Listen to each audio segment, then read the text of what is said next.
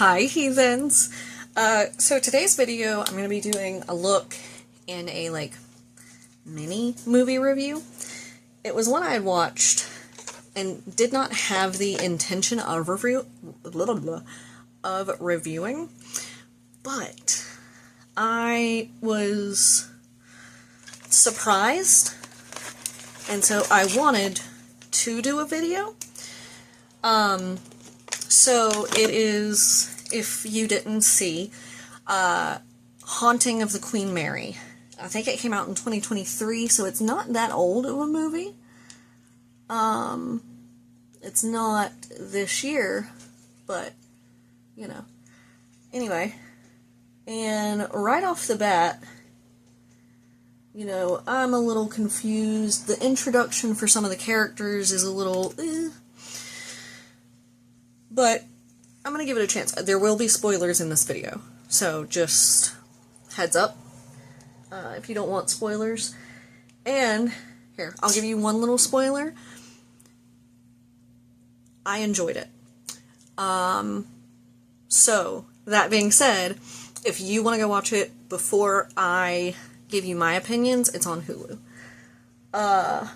Anyway, the introduction to some of the characters is not the best, but essentially you realize that there are two different stories, like two different timelines, or parallel world type things going on at once.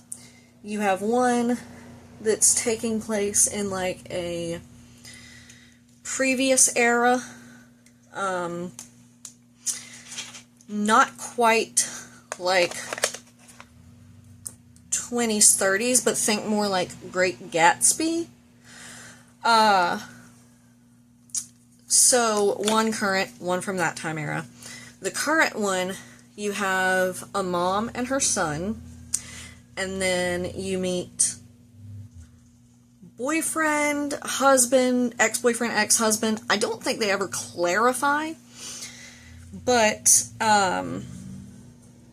regardless, you meet him, and they're going to visit the Queen Mary, and they meet there. She's going to be presenting some idea to the man who is, like, running it, in regards to helping renovate and something for a publication. I don't know. I'm going to be honest. The beginning is kind of where I was like, I don't know how I feel about this. Because whenever you have different timelines, you run a heavy risk of it not turning out well. I've only seen really a handful of movies that do do it right.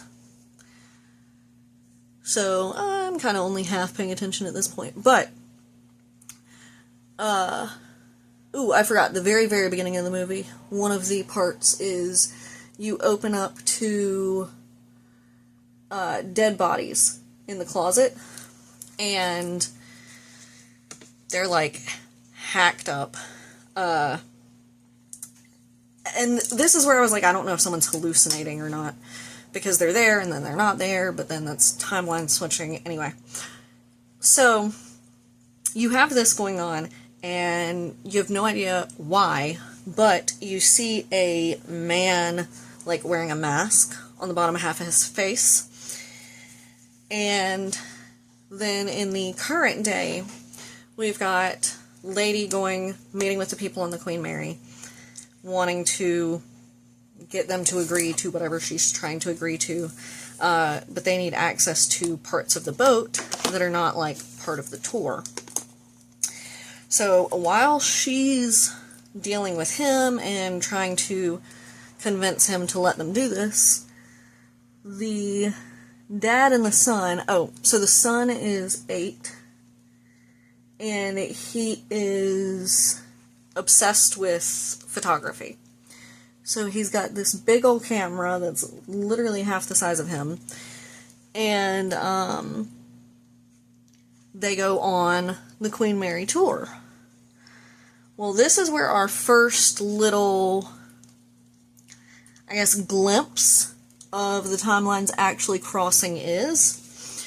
Because while they're going across this bridge, the kid stops and he's kind of like looking around, and he turns back. Everyone's gone. The whole tour is completely gone. It shows a snippet of his dad in the other room with the tour, just kind of like walking along, has not turned around to realize this kid is not behind him anymore. And so the kid starts beating on whatever like little window is in front of him and is yelling out to his dad. His dad can't hear him. So he's like, okay, well, I guess I gotta find another way to get back to the tour group. So he's wandering around and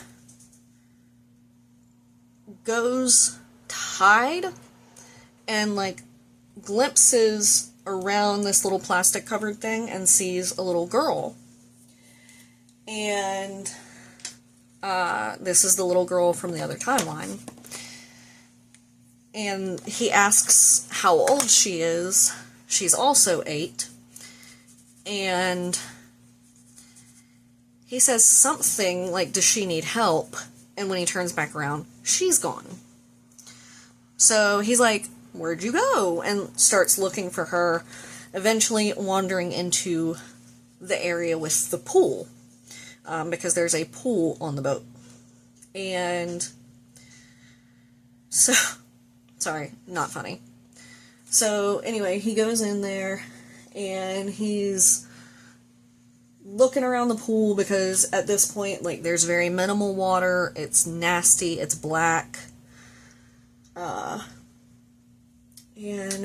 he's looking around for her, and she comes up out of the water and grabs him and tries to pull him in. Well, his camera strap, which is around his neck, gets caught on the ladder, and so she doesn't get him all the way. And so he's dangling there, like, screaming for help, and all the while swinging back and forth, and so his camera keeps taking pictures and flashing, because it's hitting him or the wall or whatever. Plot armor.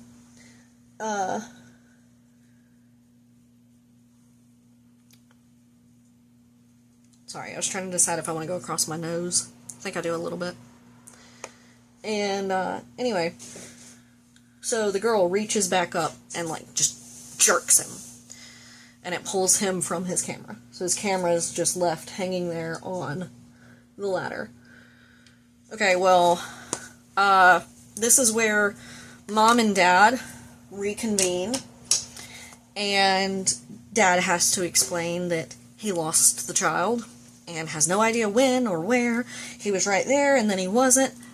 I mean, in Dad's defense, that is actually what happened, but why did it take you the entire tour to realize that your child had wandered away? Like that, So, she's understandably freaking out because their 8-year-old son is missing on the freaking Queen Mary. So, anyway, they find him. He's soaking wet. And one of the big scenes, like, important scenes right here, is, this might be when you learn that the mom and dad are separated. It might be a little earlier. But when they're going to walk off the boat, the little boy just stands there.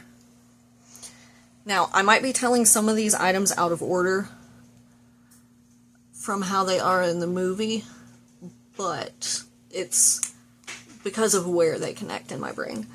Okay, so in the other timeline, the old school timeline, you get to see them sneaking into, so it's also a mom, a dad, and a child.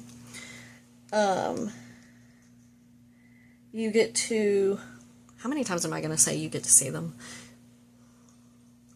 Go into a, like, ballroom on the ship, and they're pretending to be another couple, and this couple just happened to have canceled because his wife wasn't feeling good, and so the doorman is like, yeah, we have you on the list, but you canceled. And the not actually him is like, oh, but my wife feels so much better, so can't you just find us a table? Long story short, they get him a table, and they're all sitting there, and Fred Astaire and his crew are at one of the other tables. And the little girl is freaking out. She is so excited. She wants to go meet him and show off her talent, because apparently she's a dancer. And her dad's like, no, like, we don't beg for chances. Chances come to you. And fast forward, at some point, she's like, okay, fine, I'm going to go talk to him. And she goes over there and is talking to the group. And the one that she winds up talking to isn't Fred Astaire, but I guess, like, his assistant or manager or whatever. And he's just, like, being rude to her, and, like, won't let her show them, won't let her show them her dances, and he's just being a butt. So she gets all sad and goes back to her table. And of course, her dad, who didn't want her to go over there in the first place, though, that's his little girl. So he's pretty mad. So he goes over to the table and kind of, like, starts arguing with the guy, like, you owe her an apology, blah, blah, blah, let her show you. Well, then he starts saying please. And originally I was like, we don't beg for chances, but, you know, for his daughter. Well, anyway, the people that they're pretending to be now show up to this party. And it gets really awkward for a second, because the doorman's like, so that's not okay. And he's like, give me just a second. Goes in there. They kind of, like, bust him up, and they're like, you're not who you say you are. Who are you? And the dad, I think he says something, and then, like, takes off, and the mom takes off, and the little girl's just left sitting there, because they tell her, like, stay until we come get you, or something. And just bolt. Well, a little bit later, the party goes back to normal, and she has Fred Astaire actually come over to her table, apologize about his companion's remarks and behavior, and asks to dance with her. And so they do this little dance number, and Fred is so impressed, and his manager, secretary, whatever, comes over and offers her work. So, back to current times. They're going to get off the boat, and the kid stops at the doorway. So, when you're coming off the boat, there's a little bridge that connects back to, like, land and the dock. And his parents are right on the bridge, and he's just standing in the doorway. And they're like, are you coming or not? Okay, and so this part gets a little confusing, because it skips ahead and switches timelines a good bit here. And so what I thought was happening was that because the little girl had gotten him, he had actually died and therefore could not get off the ship. I thought this for probably a solid 15 or 20 minutes. So, spoiler, that's not why. What you wind up finding out is when he found out that they were going to go back on the boat, because the captain had wound up calling them back because of her proposal and was like, you know what, I changed my mind. This is the night I'm going to set everything up for you. you know, bring your family and y'all can do your little videos and personal tour and all that. And when the kid finds out, he jumps out the frickin' window, okay?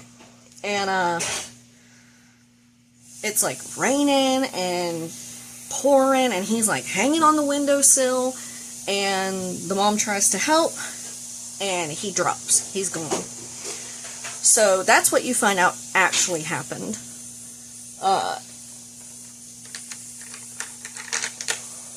And so you find out he did get off the ship, was the moral of that, but still relevant.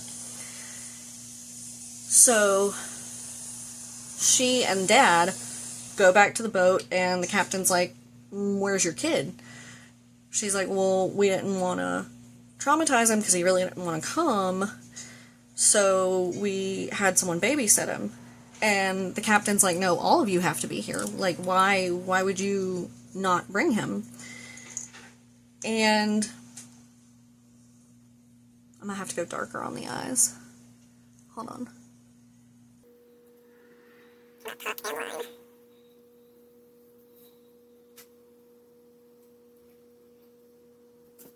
When I'm editing, this will be what I fast forward through. Sorry.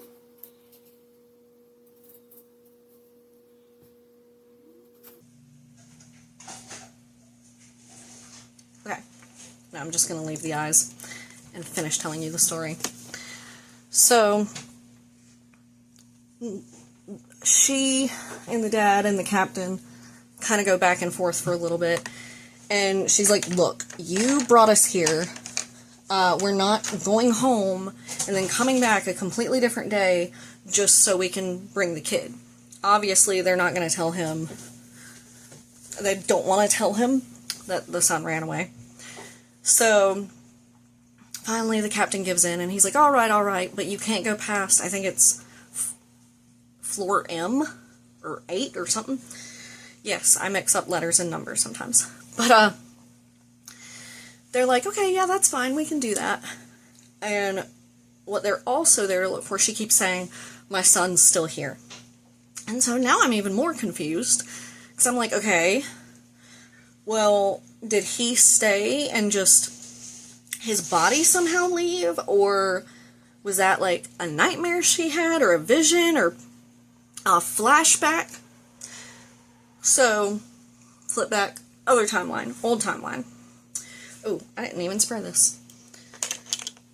The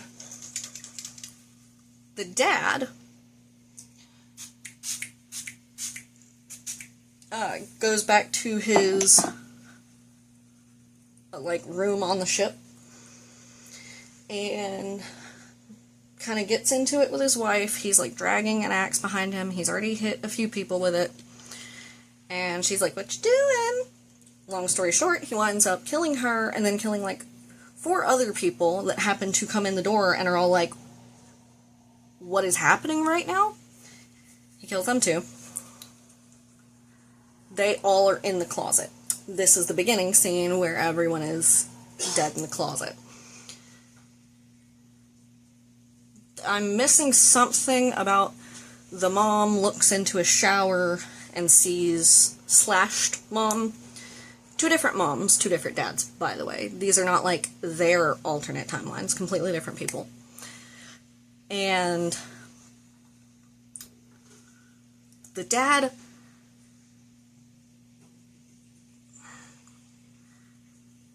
harms his daughter as well. He kills her, also with the axe. And you hear him make a comment where you're like, oh, that's not actually her dad. Very confusing. Current timeline, mom and dad are like, okay, we gotta find the pool.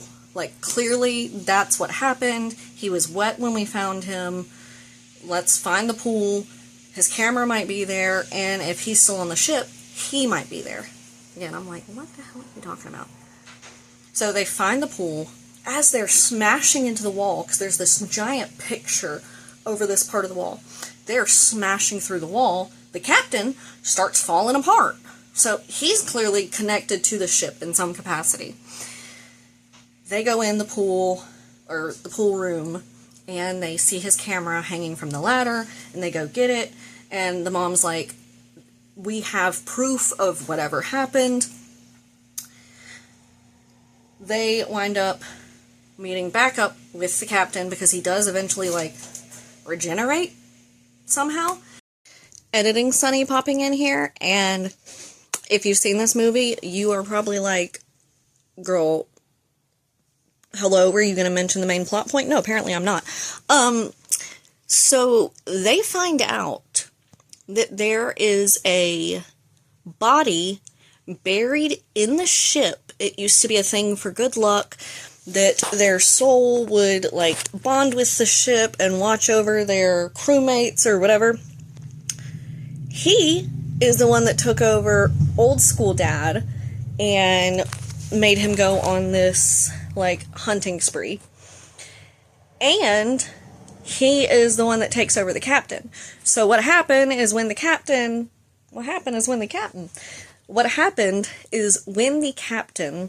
was falling apart because of them breaking into the ship, either he already was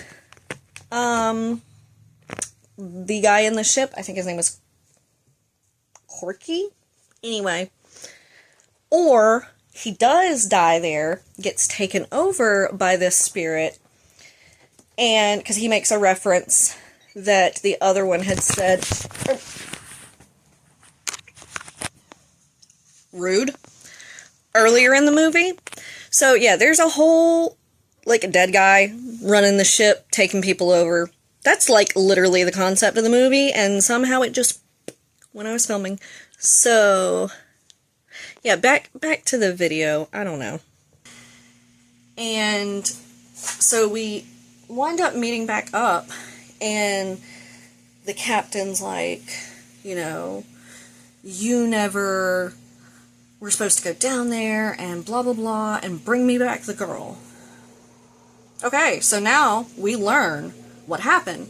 The girl pulled him into the pool. Yes, it killed him. She was able to jump into his body, because I guess they have to be, like, similar enough. They're both 8, which was referenced earlier. She can jump into his body and leave. That's why the kid hesitated when he reached the bridge, because it's like, oh my god, can I actually do this now? Turns out, the kid did not just jump out the window. The reason it ran is because that's the little girl finding out she's about to be taken back to the ship, which means little boy gets his body back, she's stuck back on the ship. Other mom and dad. Dad eventually gets caught, dies, so that whole family unit is stuck on the boat because they died on the boat. Little girl now gone into boy body. The captain winds up catching up with them. There's a little fast forward, and you see the mom and the dad leaving, and the dad pulls the little film roll out of his pocket that he took out of the camera and throws it in the trash. And it's like, oh, I know what happened. The other 2 spirits took them, which means the captain, or at least somebody, had to have killed them. Well,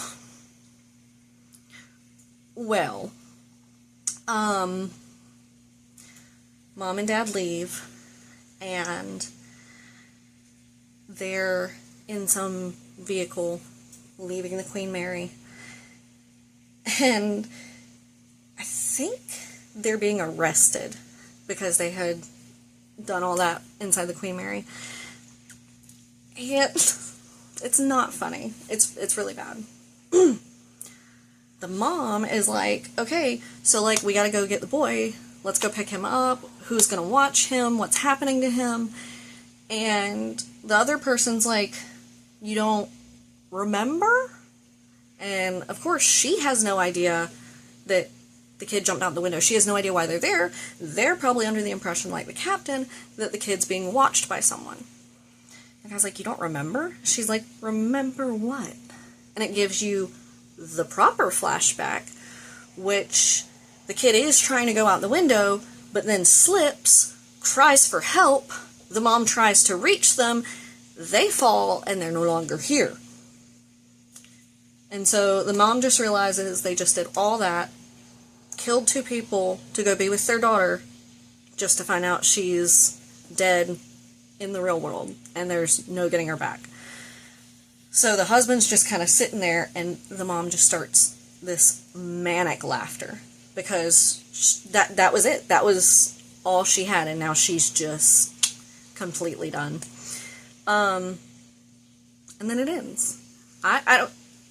Explaining timelines can be a little confusing, so hopefully you at least like the makeup if that was confusing. Go watch it. Seriously, let me know what you think, because I think I'm going to have to give it a solid 3.5, maybe even 4 buns out of 5. I don't think I could put it below a 3. Once you get to the point of the timeline where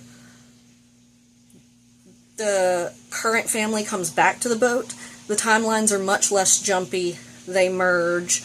I don't really know what the cause is, but they merge when both Queen Marys on the board up top match. And apparently one of them hasn't moved in like 60-something years, and it starts inching toward the other. Anyway, when they're in the same spot, those timelines and universes crisscross, and apparently it's just a repetitive cycle. But anyway, go watch it. Let me know what you think. Let me know what you think of the makeup. And I will see you guys next time. I'm going to stop rambling. Thumbs up if you enjoyed. Subscribe to see more of my content. And I will see you guys next time. Bye.